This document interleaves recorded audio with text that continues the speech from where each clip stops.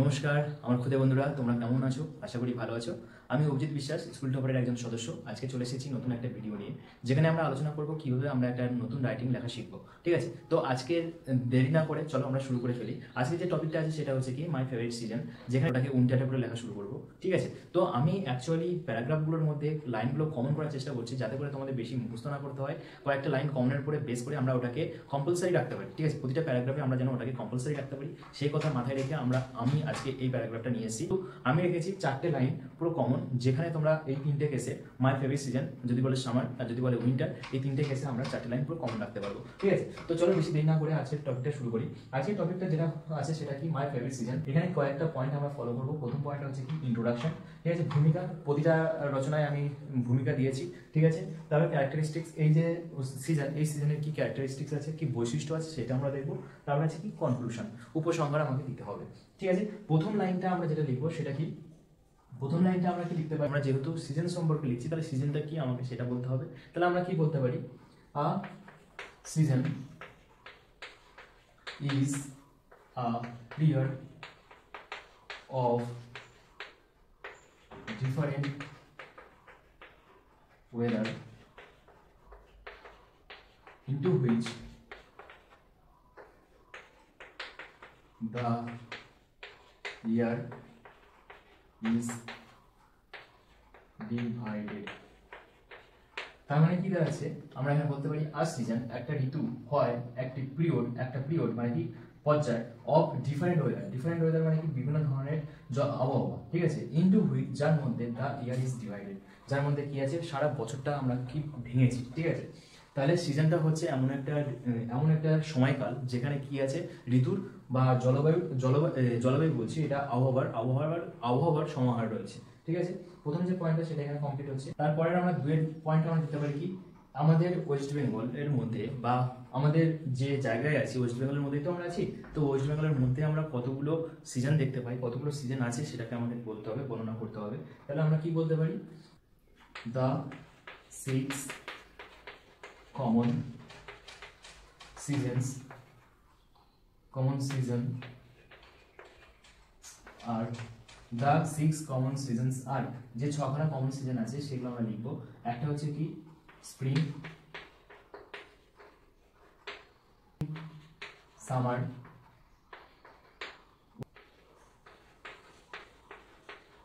তারপরে আছে আমাদের অটাম।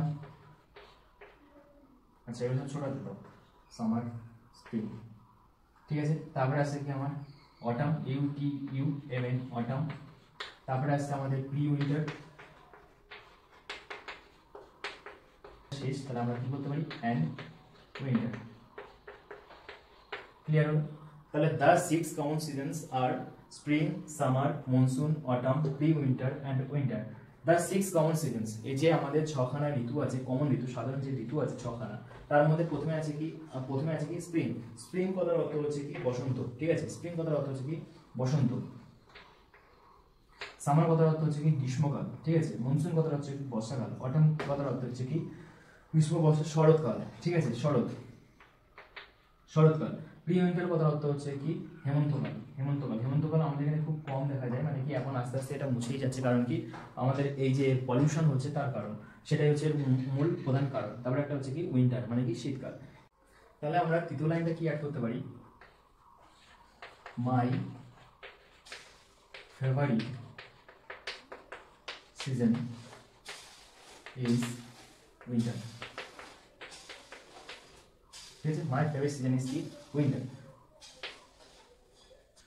এবারে আমরা ইন্ট্রোডাকশন কমপ্লিট করে ফেলেছি। এরপরে যেটা আছে সেটা হচ্ছে কি ক্যারেক্টারিস্টিক্সের মানে কি বৈশিষ্ট্য বলতে আমরা কি লিখতে পারি, এটা হয় আমরা যেমন সামারে লিখছিলাম না, এটা হয় সব থেকে গরম, তাহলে এটা আমরা লিখতে পারি সব থেকে ঠান্ডা। তাহলে এটা কি বলতে পারি, it is the coldest season of the year, মানে কি এটা হয় সব থেকে ঠান্ডা ঋতু, সারা বছরের মধ্যে এটা হয় সব থেকে ঠান্ডা ঋতু।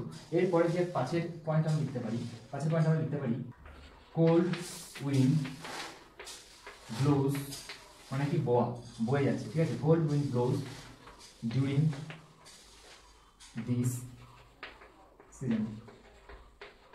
ঠিক আছে, এর মানে কি কোল্ড উইন্ড মানে ঠান্ডা বাতাস, ব্লোস মানে বয়ে যাচ্ছে ডিউরিং দিস সিজন এই সিজন মানে এই ঋতুতে।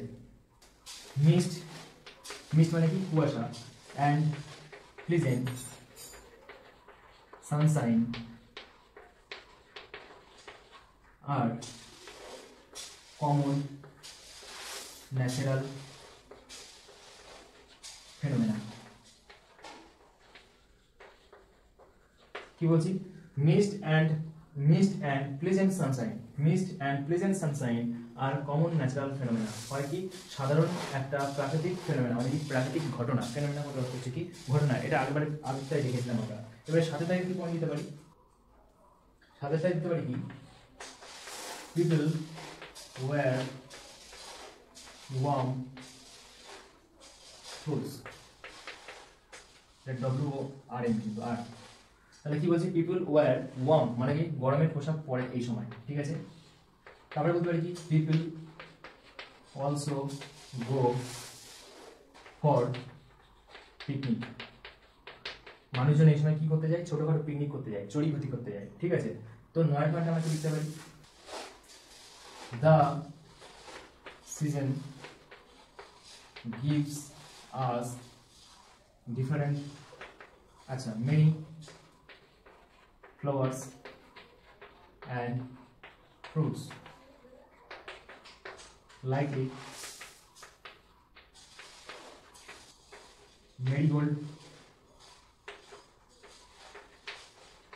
ডালিয়া। এছাড়া এটা হলো ফ্লাওয়ার্স এর মধ্যে হয়ে গেল মেরিগোল্ড, আর একটা হচ্ছে কি ডালিয়া। কিন্তু ফলের মধ্যে কি হতে পারে অ্যাপেল, অরেঞ্জ, ইটিসি। তাহলে কি বলতে চাইছি তার সিজন এই ঋতু গিভস আস দেয় আমাদেরকে মেনি ফ্লাওয়ার্স অনেক ফ্লাওয়ার্স মানে কি ফুল অ্যান্ড ফ্রুটস মানে কি ফল, লাইকলি মেরিগোল্ড, তারপরে দেওয়া আছে কি ডালিয়া, তারপরে দিচ্ছে অ্যাপেল, তারপরে দিচ্ছে কি অরেঞ্জ এটসেট্রা। আরও কিছু অনেক কিছু আছে কিন্তু বলা সম্ভব নয় অত কিছু। এবার 10 থেকে যে পয়েন্ট আমরা দিতে পারি সেটা হলো সামার। এখানে আগের বারে যেটা দিয়েছিলাম আমরা সেটা কিসের বেসিসে দিয়েছিলাম সামারের বেসিসে, এটা যেহেতু উইন্টারের বেসিসে করছি তাহলে আমরা দিতে পারি winter is the time of simple pleasure under the cloudy sky। এই সময় কি আকাশে মেঘ থাকে না, যার জন্য এটাকে বলেছি কি ক্লাউডি স্কাই।